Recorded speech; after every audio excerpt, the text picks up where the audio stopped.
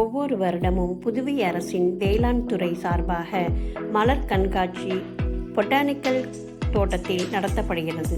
மேதகு ஆளுநர் அவர்களும் புதுவை முதல்வர், சட்டமன்ற உறுப்பினர், வேளாண் துறை அமைச்சர் ஆகியோர் அனைவரும் வந்து திறந்து வைத்த கண்காட்சி 30, 31, 1 ஆகிய 3 நாட்கள் நடைபெற்றன.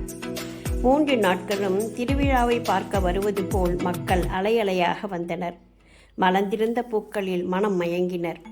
மீன் அருங்காட்சியகத்தில் துள்ளி விளையாடும் மீன்களையும் பார்த்து ரசித்தனர்.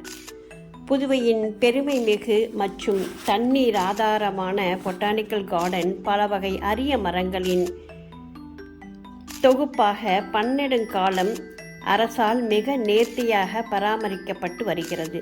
காலங்கள் கடந்து வானுயர வளர்ந்து நிற்கும் மரங்களாய் பார்க்க 1000 கண்கள் வேண்டும். ஒவ்வொரு மரத்தின் அருகேயும் அந்த மரத்தின் பெயர், பலன் ஆகியவற்றை பதாகைகளாக எழுதி வைத்துள்ளனர். சாதாரண நாளிலேயே இந்த தாவரவியல் பூங்காவை சுற்றி வர ஒரு நாள் ஆகும். வரிசை கட்டி நிற்கும் பூக்களாலேயே அலங்கரிக்கப்பட்ட மயில், புலி, யானை, ஊஞ்சல், மனிதர்கள், காய்கறிகளின் அலங்காரத்தில் செய்யப்பட்ட உருவங்கள், திராட்சையில் செய்யப்பட்ட ராக்கெட், ஓவியங்கள், கைவினை பொருட்கள், ஓடும் ரயில் என பார்த்து பார்த்து கண்கள் ஓய்ந்த போதும் மனம் ஓயவில்லை. ஆங்காங்கே விற்கும் ஐஸ்கிரீம், பானிபூரி, காலிஃப்ளவர் பக்கோடா, மீன் பஜ்ஜி, இறால் போண்டா, சிக்கன் 65, காளான் சூப், காளான் பிரியாணி, பாப்கார்ன் என ஒவ்வொன்றாக வாங்கி சாப்பிட்டு கொண்டே சுற்றி வருகிறார்கள். பள்ளிக்கூடத்திலிருந்து ஆசிரியர்களுடன் வரும் குழந்தைகள். வரிசையாக செல்லும் அழகே தனி.